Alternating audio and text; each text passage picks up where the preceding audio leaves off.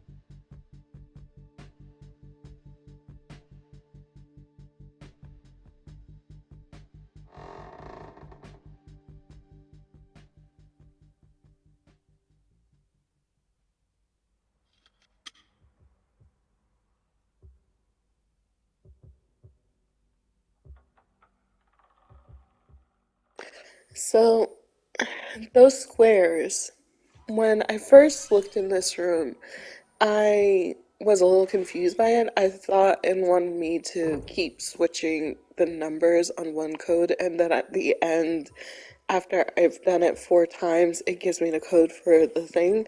But in actuality, it's showing me a combination. So by switching the 9 and the 5, we get 1952, which is a potential code. And then over here, with this one, it's the first and third square that you switch. So that'd be 9512. And so you just kind of go from there. So I think really it's just giving you 4 different combinations that you can do, because this one has you swapping 2 and 1, so it would be 2591, and then there's one on the door. But I think what you're supposed to do is you're supposed to use this one on the door and the one on the first cabinet that I looked at to get a date. So the date would be 1925 instead of 1952, because you're swapping the third and the last number.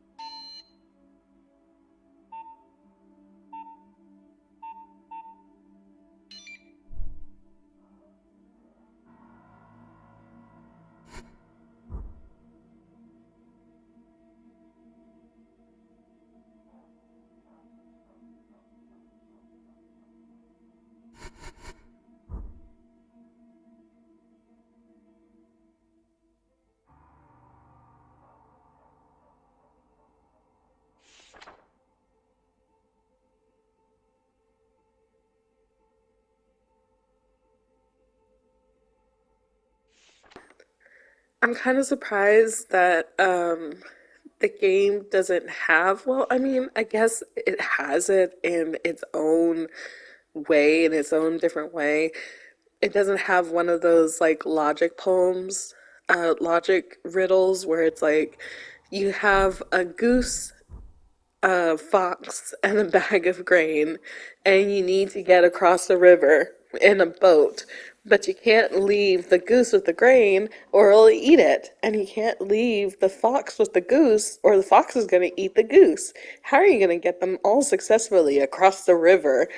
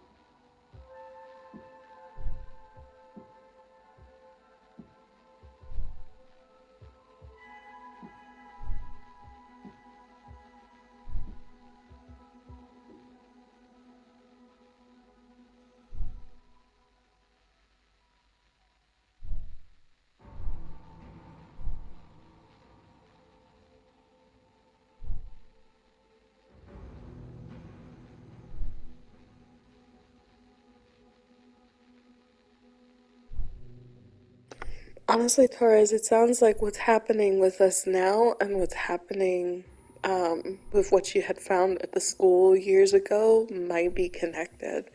Because that could have been an earlier instance of whatever group, society, person, whoever basically trapped us here.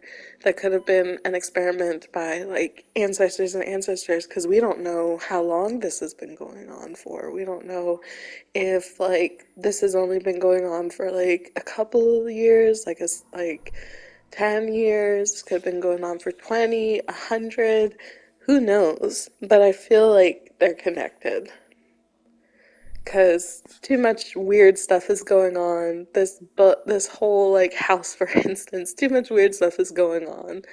To it just be, oh yeah, they're just weird. People are just weird.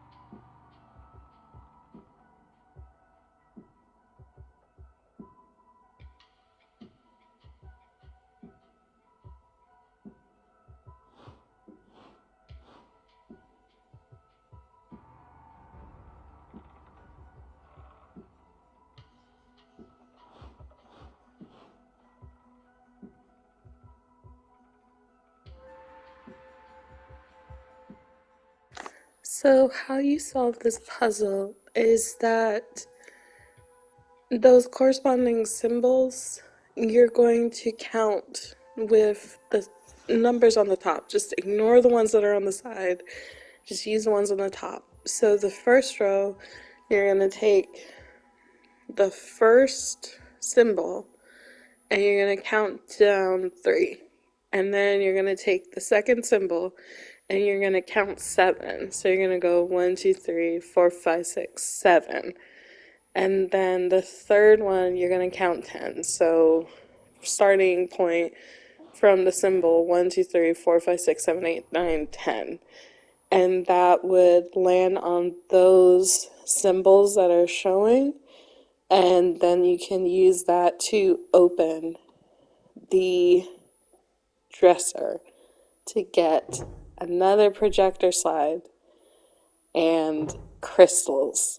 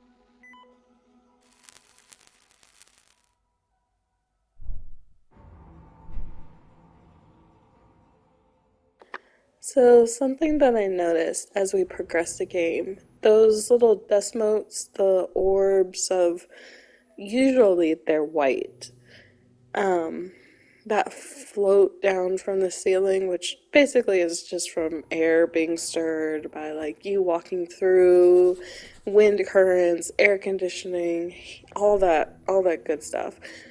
But I'm noticing that it's red. And I don't think that that's normal. Because as you can see, like you can see it here, and when we were in the attic, especially when it was like a weird facsimile of our grandmother, basically saying, she got her nose cut off and she deserved it, and was like laughing hysterically, I guess would be the word. Then when the lights turned on, there's this massive orb of like red that just floated down in front of us. So I know that it's probably just a coincidence, but I feel like it's something that we should definitely keep an eye out as we progress through the game. Because they weren't red at the start, they were just regular white orbs of like dust. And now they're red. So, yeah, I feel like we should just keep an eye out on it.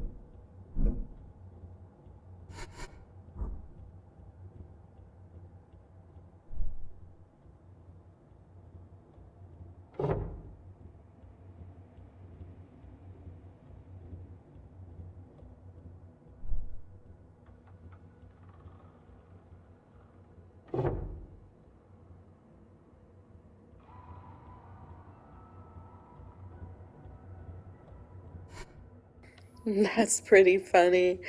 So it looks like whoever these guys are, these names aren't their real names, but they're just going by fake names so that if they introduce themselves to another person, they'd give like Jonathan Parker, for instance.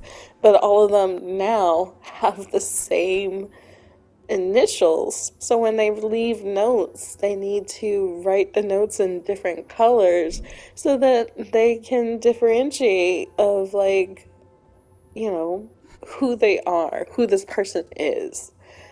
So, yeah, that's pretty funny. It's just big, elaborate, like mansion with different puzzles and escape room instances, and then they couldn't even figure out a different name other than something that would give them the initials of JP.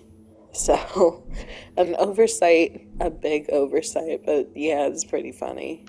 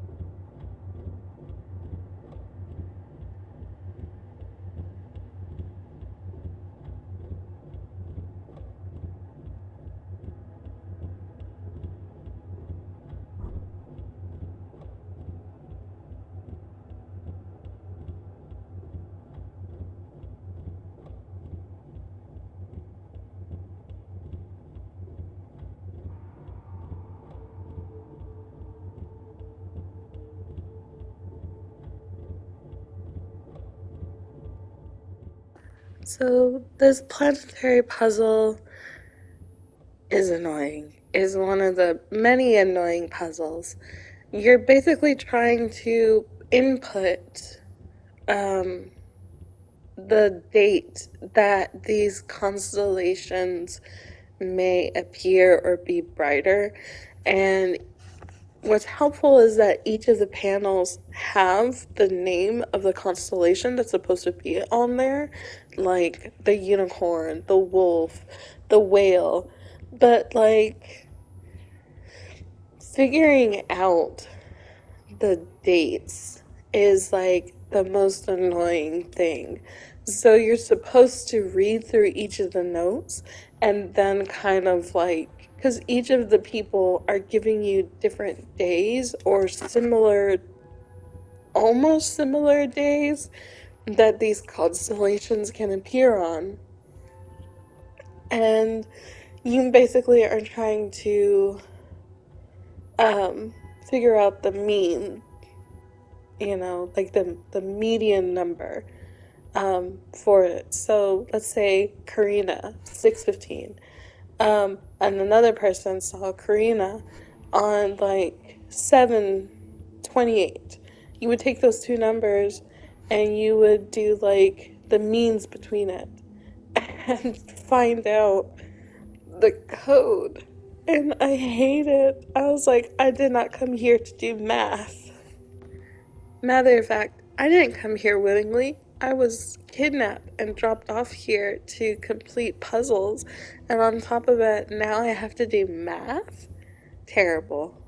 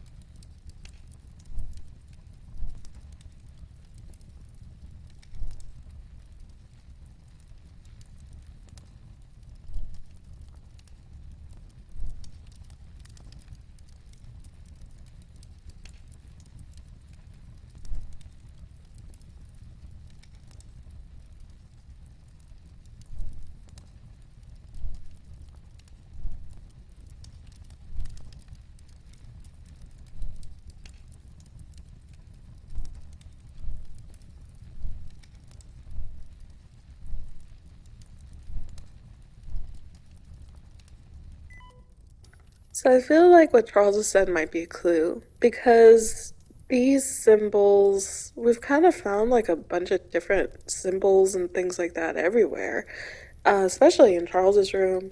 And then with all of like the things that we've read, like the journal entries, the postcards, all of that, they talk about like a journey that somebody is taking to find something. They're getting closer to some form of artifact, or maybe a destination, like a place. And I feel like wherever that they had reached, wherever they had gone, they brought it back and are now using it. But to what end? And what is it that they brought back?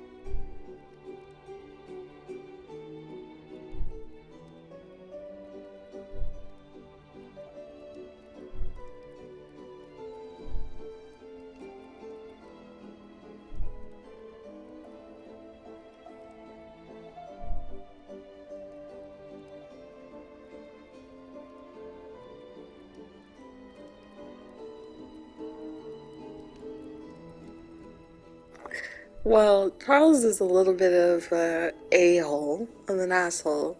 We have a name, of the society that put him here, which is called the Tartarus Society. It's quite possible that they are the same people that stuck everybody else here. If they are, then William is somebody that we can find out more information from after we get the little jigsaw neck collar off of his head, off of him.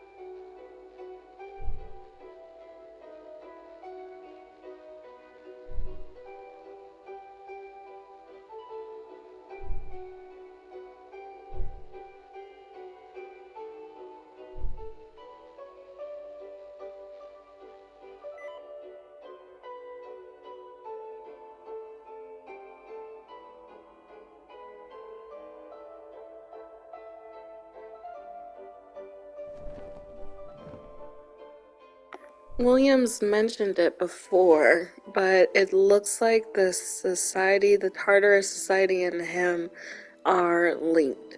He is very wealthy, and these other guys seem to be exceedingly wealthy as well.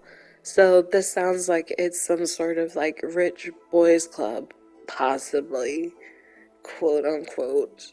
Um, but why are they making us do all these puzzles? Is it because they're like, oh, we're just trying to, uh, I guess see who's worthy? Is there like a cash prize or something?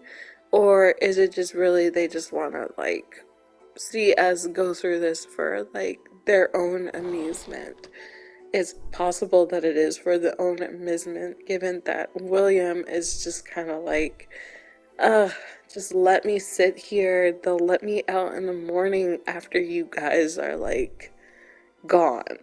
And gone could be gone as in like we're dead, or gone as in like, oh, we escaped as well. And he just needs to waltz out the doors. But with the collar, I don't think that that's an option.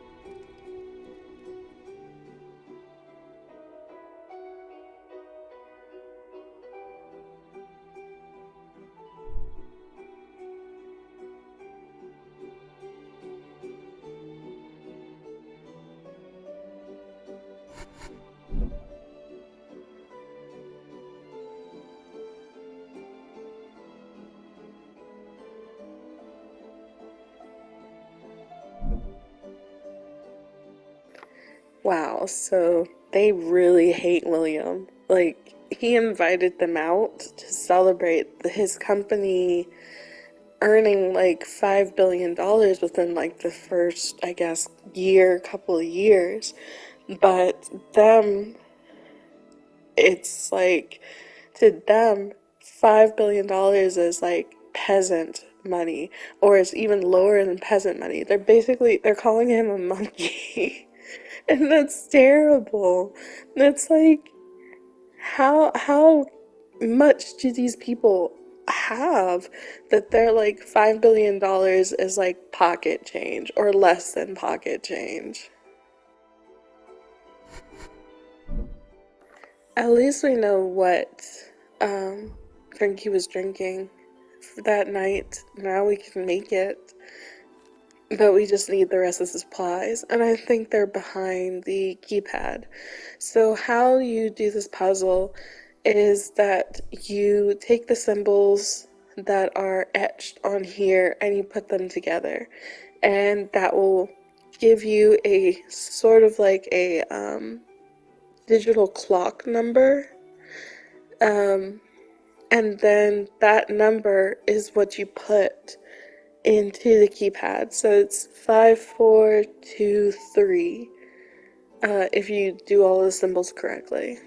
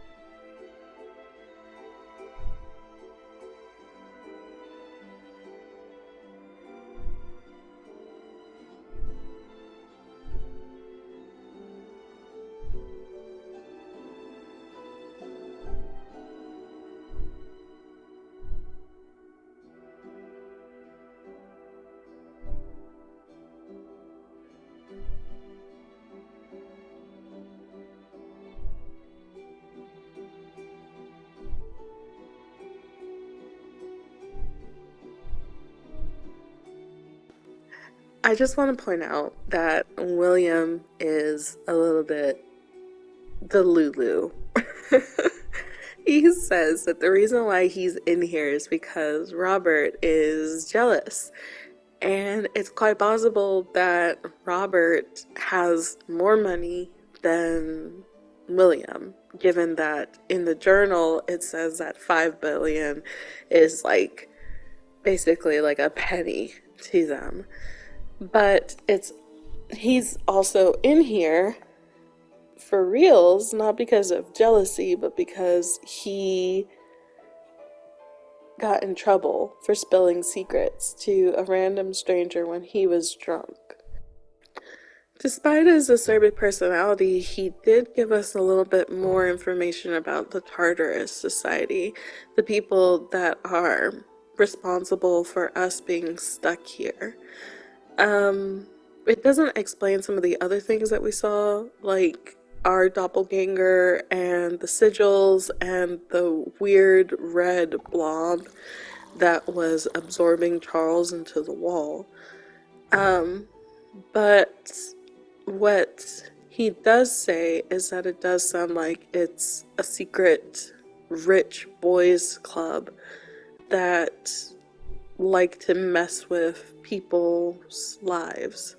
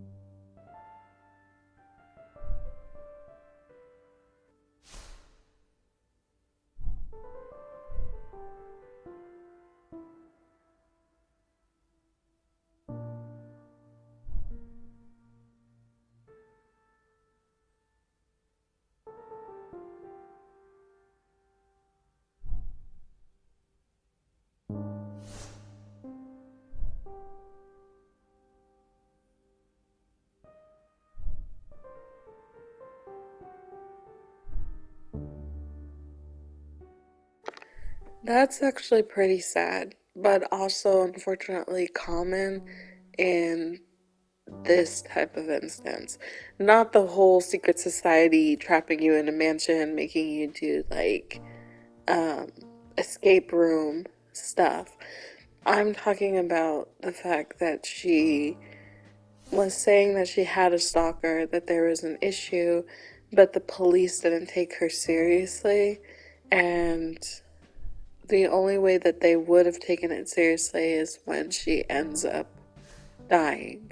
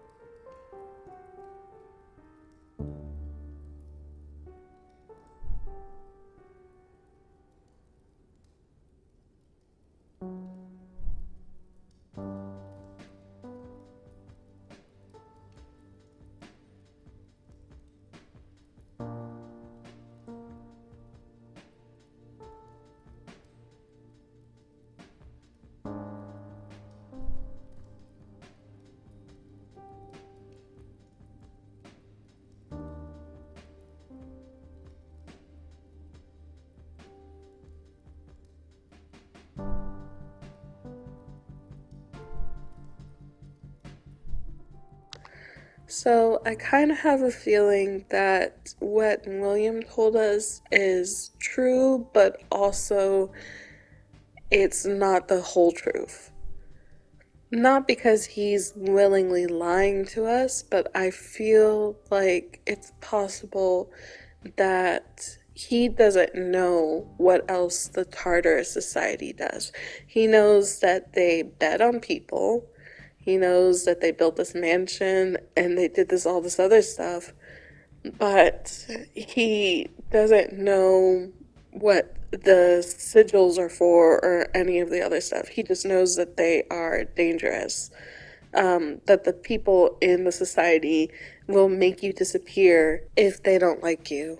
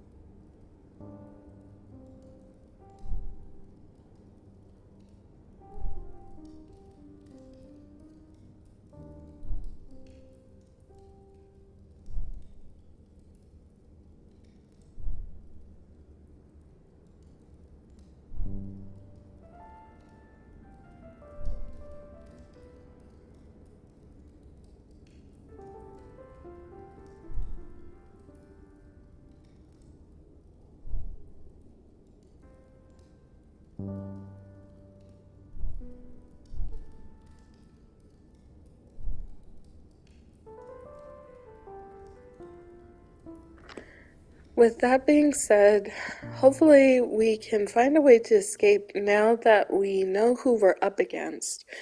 And hopefully when we escape, we don't die mysteriously after we do, because I don't think it's in their design for all of us to still be alive. But who knows? We'll see. So I hope to see you in the next one. I hope you enjoy this. And yeah, you have a good rest of your day. Bye.